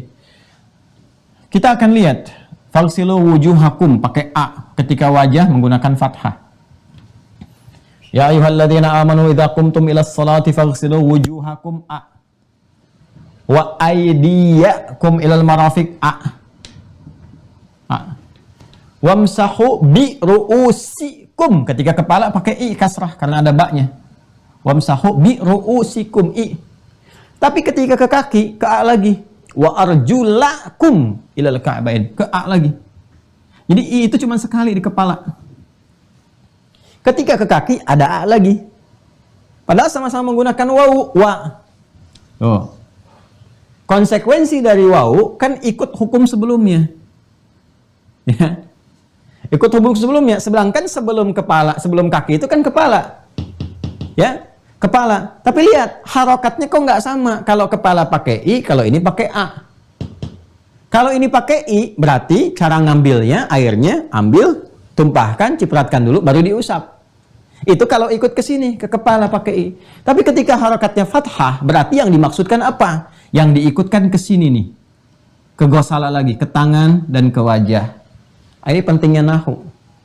Ya, pentingnya nahu. Maka ketika ke kaki, berubah dari mengusap jadi basuh lagi. Kenapa diterjemahkan dengan basuhan? Maksudnya, ikut ke hukum sebelumnya sama-sama tertib. Membasuh kaki ini setelah kepalanya selesai. Jangan sampai tangan, kaki dulu, naik kepala. Urutannya begini. Tapi ketika sampai ke kaki, ya caranya tidak sama dengan kepala. Disamakan dengan yang tangan dan siku masuk ke kata gosala lagi. Artinya apa? Ambil airnya dan tumpahkan di tempat yang akan dibasuh. Langsung ke kaki. Tumpahkan. Ya? Nah, diselai-selai dulu di sininya. Dibersihkan dulu. Selai-selai. Nanti saya praktekkan besok ya. Selai-selai di sini. Kemudian dibersihkan di area jempol ini. Yang sekiranya ada kotoran-kotoran yang nempel. Jadi ambil, langsung dibasuh begini, sekali. Biasanya saya sekali begini dulu. Tuh, nanti diselai-selai di sini. Ya. Ya. Pakai jari yang memudahkan saja. Pakai kelingking misalnya bisa, atau yang kira-kira memudahkan. Sekali. Ambil air lagi, tumpahkan lagi, sampai kita duga rata. Sampai di sini. Ya. Kurang lebih seperti itu. Jelas ya? Nanti 3 kali untuk kesempurnaannya. Yang dimaksud sempurna itu, maksudnya sempurna yang bisa mengcover semua bagian-bagian yang sekiranya belum terasa untuk terusap atau terbasuh. Itu yang dimaksud sempurna. Jadi bukan berarti sempurna itu misalnya volumenya harus, kuantitasnya harus 3 kali basuhan. Bukan seperti itu. Menyempurnakan wudhu itu maksudnya membasuh secara sempurna, tidak menyisakan bagian-bagian yang tidak terkena air. Itu maksudnya. Jadi kalau sekali sudah tercover keseluruhannya, sudah sempurna. Kalau dirasakan belum ada, kena 2 kali. Sudah cukup semua sempurna. Ya, yang dimaksud 3 kali itu kalau dirasakan masih ada bagian yang belum, maka disempurnakan, maksudnya disempurnakan, dikenakan bagian itu dibasuh ataupun diusap. Itu maksudnya. Jelas ya? Dan melebihi itu disebut telah menyalahi ketentuan yang disebutkan Rasulullah SAW. Nah, ini adalah bagian yang pokok. Artinya ini yang paling inti. Yang lain tambahan, nafilah. Ya, jadi dari menyelai-nyelai seperti ini tambahan sunnah. Ya, sunnah. Tapi juga sunnah jangan dibuat ringan. Artinya ada pahalanya. Sunnah itu artinya dikerjakan, ya, ada penyempurnaan dan tambahan pahala. Kalau tak mampu mengerjakan karena uzur tertentu. Ya, jadi cara menerjemahkan diperbaiki ya. Ya biasanya kan suka ada begini, dikerjakan dapat pahala, ditinggalkan tidak berdosa. Pertanyaannya kenapa ditinggalkan kalau bisa mengerjakan? Ya, itu pertanyaannya. Jadi saya selalu membuat definisi yang agak ketat ya. Dikerjakan mendapat pahala, tak mampu mengerjakan karena uzur tertentu, maka tidak berdosa. Gitu cara menerjemahkannya.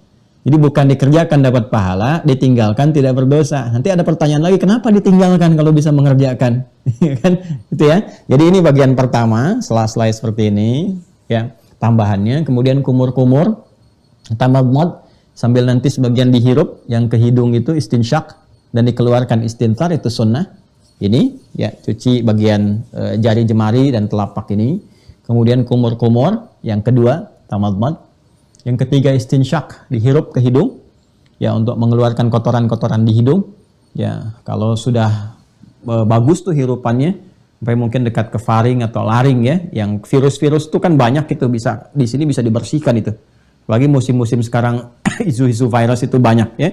Jadi kalau kita bagus istinsyaknya dihirup, dikeluarkan istinsar, nah itu insya Allah akan lebih baik keadaan untuk kesehatan hidung. Lalu juga tambahannya telinga. Ya, tambahan untuk basuhan telinga. Nanti kita akan praktekkan saat kita ambil video klip tertentu di tempat wudhu, sehingga bisa menunjukkan bagaimana kalau air menggunakan keran atau kalau menggunakan bejana dan seterusnya. Saya ulang ya. Ini telapak tangan dan jemari diselai-selai. Kemudian tambahannya untuk mulut, ya untuk mulut kumur-kumur sempurna sampai ketiga dihirup, istinsyak, hirup air ke hidung, istinthar dikeluarkan. Keempat tambahannya telinga. Yes, ya, yang telinga ini nanti kita tunjukkan. Jadi yang telunjuk untuk bagian dalam, yang jempol untuk bagian belakang. Ya. Sudah 4 ya? Sudah 4 ya? Baik. Selanjutnya nanti bagi laki-laki yang berjenggot nanti ada selai-selai di jenggotnya ini. Ya, jenggot itu sunnahnya merawat ya. Kalau ada dirawat, dirapikan. Tapi kalau tidak ada, ya tidak harus dipaksakan. Jadi jenggot itu sunnahnya bukan menumbuhkan, tapi merawat yang ada. Ya, jadi tidak usah memaksakan diri lah. Ya, apalagi harus beli arang, beli timun atau apa gitu. Itu tidak usah memaksakan diri. Kalau ada rawat, kalau tidak ada ya tidak usah gitu kan. Ya, itu sunnah hukumnya. Jelas ya? Baik, kemudian berlangsung dengan tertib, ujungnya berdoa. Doanya sudah saya bahas, sudah saya uraikan. Nah, catatannya nanti kita coba cek dulu ya di Al-Bukhari, diambil Al-Bukhari dulu. Catatan untuk penguat langsung dari Rasulullah SAW, ini bab yang keempat ya, kitab yang keempat, topik yang keempat. Di Al-Bukhari itu topiknya menggunakan kitab namanya, kemudian subtopiknya menggunakan bab. Kitabul Wudu. Baik.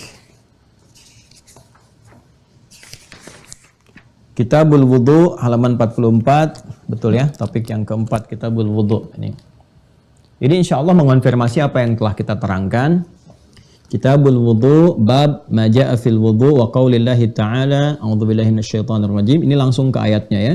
Kita sempurnakan dari awal, ya ayyuhalladzina amanu idza qumtum ilas salati faghsilu wujuhakum wa aydiyakum ilal marafiqi wamsahu bi ra'usikum wa arjulakum ilal ka'bayn, dan seterusnya ayat Al-Maidah ayat yang ke-6. Kemudian nah ini yang saya sampaikan tadi. Qala Abu Abdillah, kan? Wa bayyana an-nabiyyu sallallahu alaihi wasallam anna fardhal wudu'i marratan. Nah ini yang tadi saya sampaikan. Wa tawadda'a aidan marrataini wa thalathan wa lam yazid ala thalathin wa kariha ahlul ilmi al-israfa fihi wa an yujawizu fi'lan nabiyyi sallallahu alaihi wasallam. Nah ini ya. Jadi disampaikan dari Nabi sallallahu alaihi wasallam, pokok berwudu itu sekali basuhan, sekali usapan. Itu yang pokok tadi. Kalau dirasakan dengan pokok sekali itu ada belum mencukupi yang belum terbasuh atau belum terusap, maka tambah 2 kali. Ya, sekali kanan dulu, tertib ya. Kanan dulu, kalau tangan kanan dulu, baru kemudian yang kirinya. Ya, jadi jangan pindah-pindah.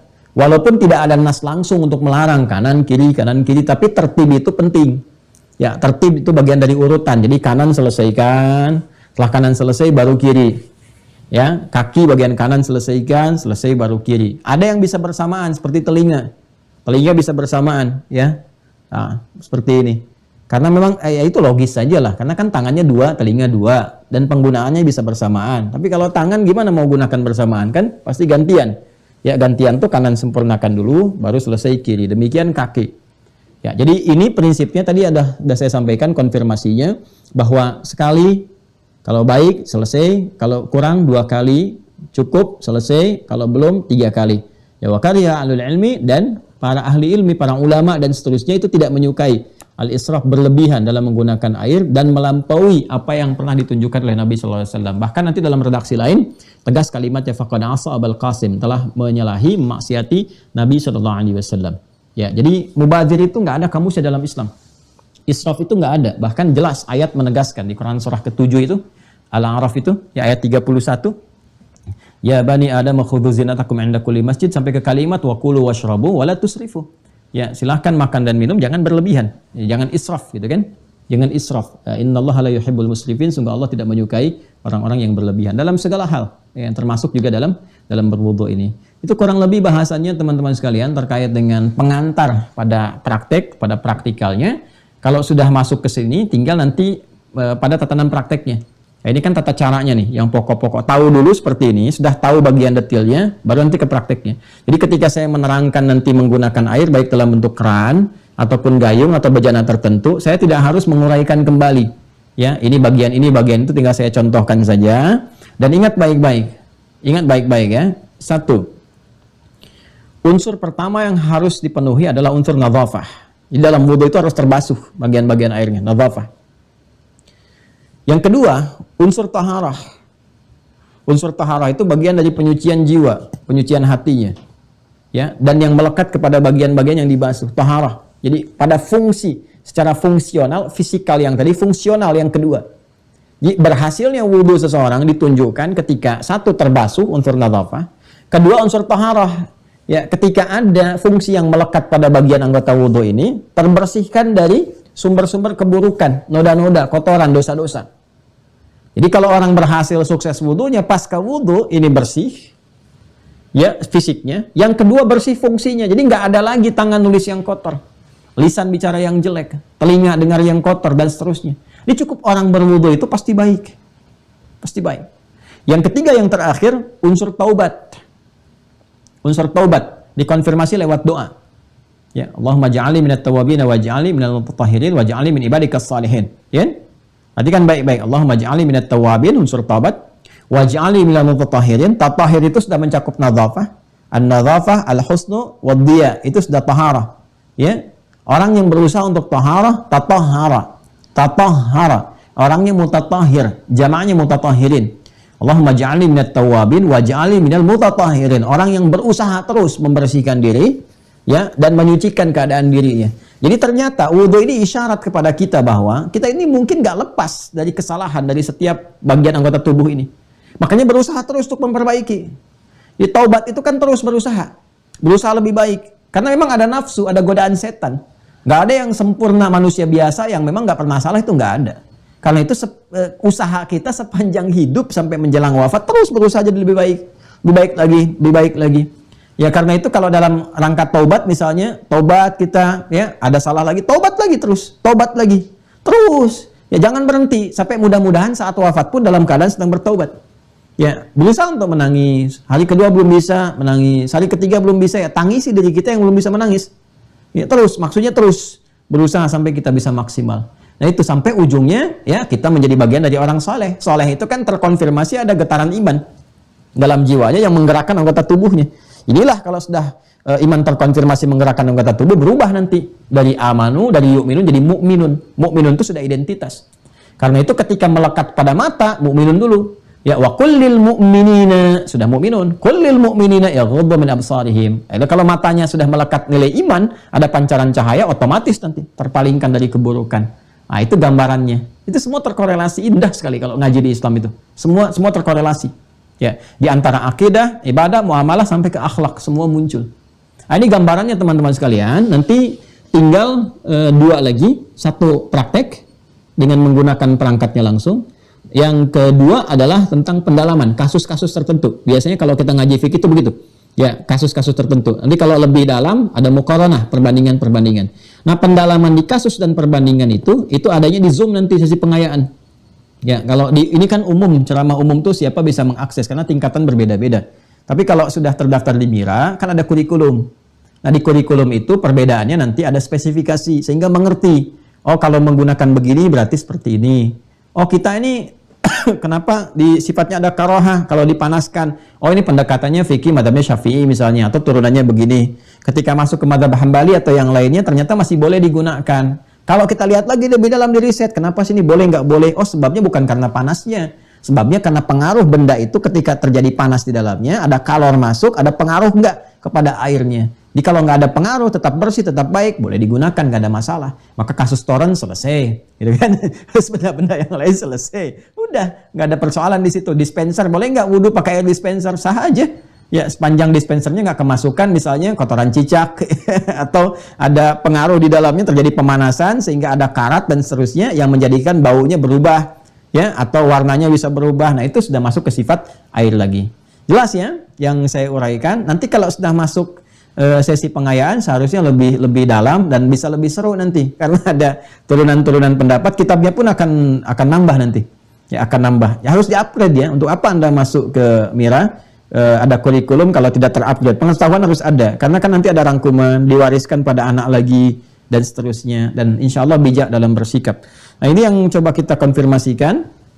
Alhamdulillah, saya berharap bagi yang sudah tersambung ke Mira, silahkan diaktifkan akunnya.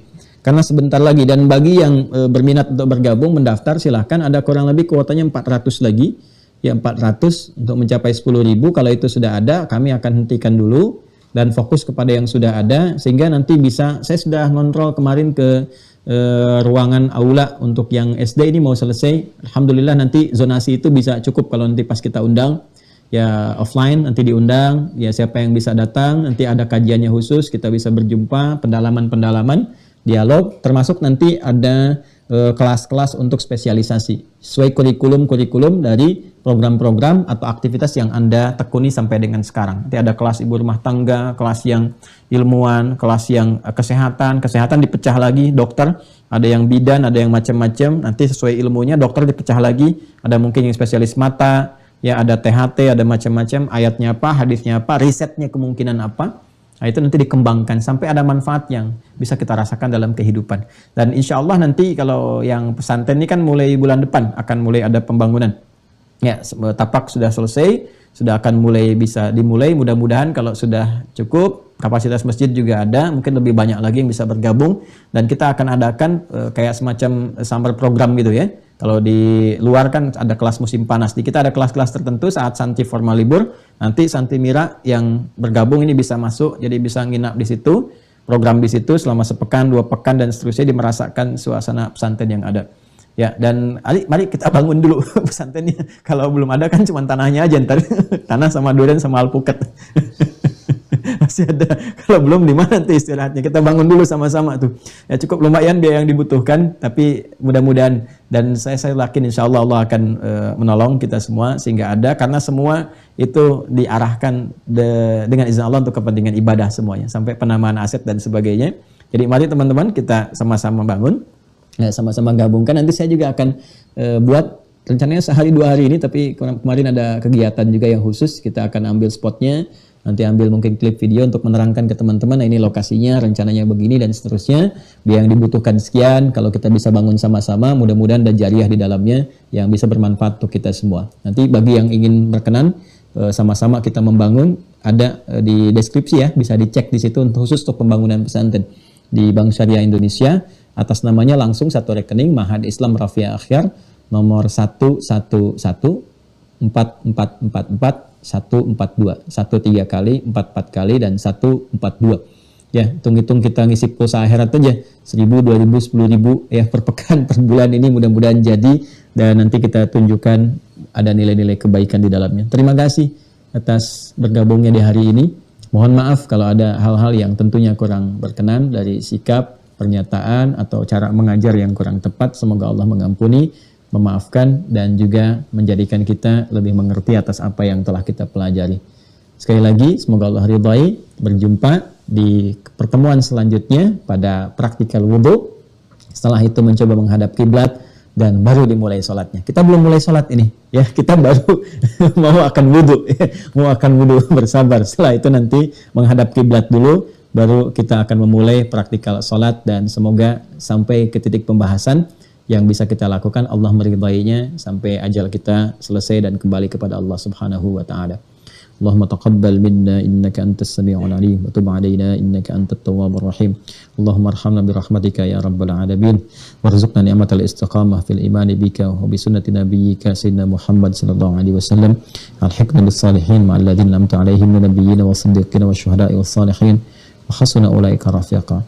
Rabbana atina fid dunya hasanah wa fil akhirati hasanah wa qina adzabannar. Wa sallallahu ala sayyidina Muhammad wa ala alihi wa sahbihi ajma'in. Wa akhiru da'wana subhanakallahumma bihamdika asyhadu an la ilaha illa anta nastaghfiruka wa natubu ilaik. Walhamdulillahi rabbil alamin. Assalamualaikum warahmatullahi wabarakatuh.